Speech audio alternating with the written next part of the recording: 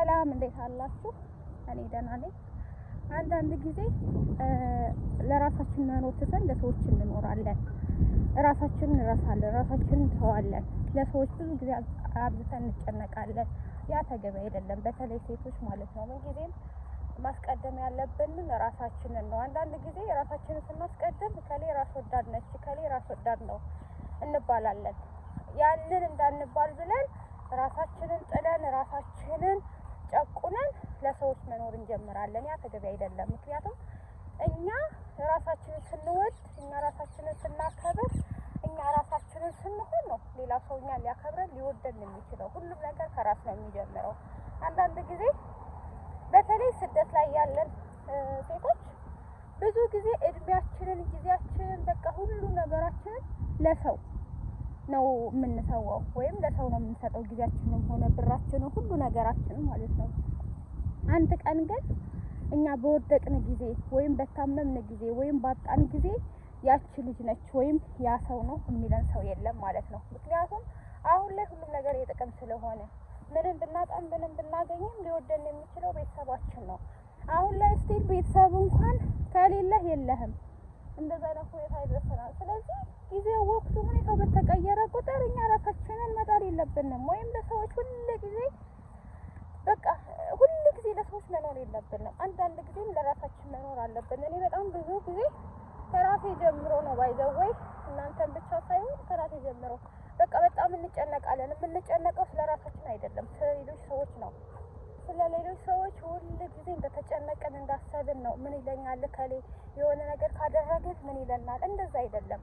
አንዳንድ ጊዜ ቁጭ ብላችሁ አስባችሁ ታውቃላችሁ? ስለ ራሳችሁ አስባችሁ የምታውቁ ከሆነ በቃ ለኔ ምንድነው ያደረኩት? ለኔ የሰጠሁት ጊዜ ምንድነው? እኔ ላይ የሰራሁት ምንድነው ብላችሁ አስባችሁ ታውቃላችሁ? እሱን ካሰባችሁ በጣም የምትገረሙት። ምክንያቱም ለራሳችሁ ከሰጣችሁት ጊዜ ያላነሰ ለሰዎች ኖራችኋል። ለሰዎች ገንዘባችሁን ኢንቨስት አድርጋችኋል። በቃ ሁሉን ነገር ለሰዎች ሰጥታችኋል። ያ ደግሞ ተገቢ አይደለም። እኛ ሴቶች አንድ ጊዜ ከወደቅን፣ ከደከመን፣ ካጣን ማለት ነው ማንም ሰው ዘወር ብሎ አያየንም። እስቲል ቤተሰባውን ድሮ አይ በቃ ቤተሰብ ይረዳናል፣ ቤተሰብ አንደርስታንድ ያደርገናል፣ ቤተሰብ እንደዚህ ይለናል እንላለን አይደለ? ግን ያ አይደለም። አሁን ትናንት የነበረው አየር ዛሬ ላይ ይቀየራል አይደለ? ትናንት የነበርንበት ሁኔታ ዛሬ ላይ የለም። ቤተሰብም ጋር ያለው ጓደኛውም ጋር ያለው ያ ነው። በቃ ሁሉም ነገር ሲቀር ይቀራል። መቅደም ያለበት የኛ ህይወት፣ መሳካት ያለበት የኛ ነገር ነው። ስለዚህ ለሰዎች ምን ይሉናል እንዴ ከሌ ምን ትለኛለች፣ ከሌ ምን ይለኛል፣ ስለናንተ ሲያወሩ ይዋሉ ይደሩ፣ ምንም ችግር የለውም። ምክንያቱም እናንተ ስራ ላይ ናችሁ። ራሳችሁ ላይ ስሩ፣ ለራሳችሁ ጊዜ ስጡ፣ ለራሳችሁ ልበሱ፣ ለራሳችሁ ብሉ፣ ለራሳችሁ ጠጡ። ስለ ሰዎች አትጨነቁ። መቼም የሰው ልጅ ያስባል፣ ይጨነቃል ስለ ሰው ስለሆን ብቻ ማለት ነው። ግን ያ ማለት ደግሞ ራሳችንን ጥለን አይደለም፣ ራሳችንን እየጠበቀን ማለት ነው። እና እኔ በጣም ብዙ ነገር ስላየሁኝና በራሴም ላይ እንትን ስለምን ነው። ግን የሆነ ጊዜ በቃ ስለ ራሴ ሳስብ ራሴ ላይ ኢንቨስት ያደረኩት ወይም ለራሴ የሰራሁት ነገር ምንድነው ብዬ ሳስብ በጣም የሚገርመኝ የእውነት።